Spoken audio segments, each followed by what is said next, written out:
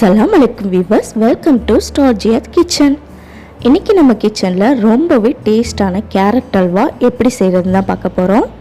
இந்த லாக்டவுன் காலகட்டத்தில் நீங்கள் ஸ்வீட் எதுவும் வெளியே வாங்கி கொடுக்க முடியாதுங்க. ஸோ வீட்டில் உள்ள பொருட்களை வச்சு நம்ம சட்டுன்னு இந்த கேரட் அல்வாவை செய்து கொடுக்கலாம்.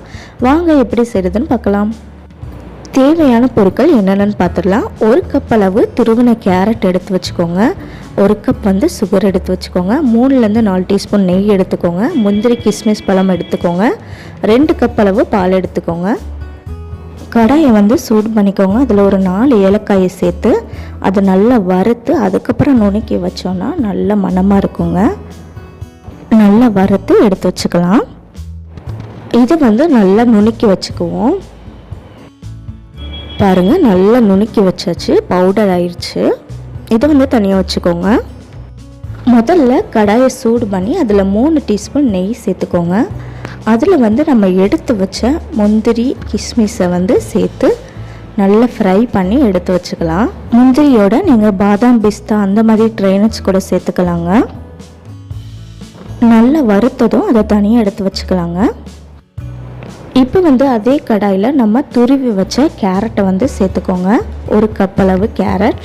1 கப் அளவுக்கு எனக்கு 3 பெரிய சைஸ் கேரட் இருந்தது. இந்த கேரட்டோட நிறம் மாறுற வரைக்கும் நம்ம வதக்கிக்கிட்டே இருக்கணும். பாருங்கள், அந்த நெய்யில் நல்லா வதக்கியாச்சு. இப்போ நம்ம 1 கப் கேரட் எடுத்த அதே கப்பில் 2 கப் அளவு காய்ச்சி ஆற வச்ச பால் சேர்த்துக்கோங்க. இந்த பாலில் கேரட் நல்லா வேகணுங்க. நம்ம இப்போ சுகர் சேர்க்க போகிறதில்ல. இந்த பாலில் நல்லா வேக வச்சுட்டு இந்த பால் நல்லா வற்றினக்கப்புறம் தான் நம்ம சுகர் சேர்க்க போகிறோம். பார்த்திங்கன்னா பால் நல்லா வத்திருச்சுங்க. இப்போ நம்ம 1 கப் அளவு சுகர் சேர்க்க போகிறோம். சீனி சேர்த்துக்கோங்க. நாம் சேர்த்த சுகர் நல்லா மெல்ட் ஆகி வரும்.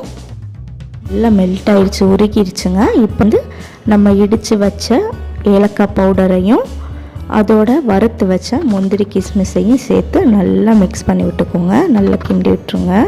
அதோட 1 டீஸ்பூன் நெய்யையும் சேர்த்து நல்லா மிக்ஸ் பண்ணி விடுங்க. கை விடாமல் நல்லா கிண்டிக்கிட்டே இருங்க. கிண்டிக்கிட்டே இருந்தீங்கன்னா உங்களுக்கு அந்த நெய் பிரிஞ்சு வரும். இப்போ பார்த்தீங்கன்னா அந்த நெய் பாருங்கள் நல்லா பிரிஞ்சு வருது. அந்த அல்வா கடாயில் ஒட்டாமல் வரும்.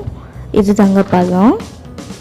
இந்த பதத்தில் நீங்கள் அல்வா எடுத்துலாம். இல்லைனா இன்னும் சுருளை வற்ற விட்டிங்கன்னா இன்னும் கொஞ்சம் ட்ரையாக கிரன்ச்சி ஆயிரும். அந்த ஸ்டேஜில் எடுத்திங்கன்னா இன்னும் நல்லா சூப்பராக இருக்குங்க. இப்போ நம்மளுக்கு டேஸ்டான கேரட் அல்வா ரெடி ஆயிடுச்சு.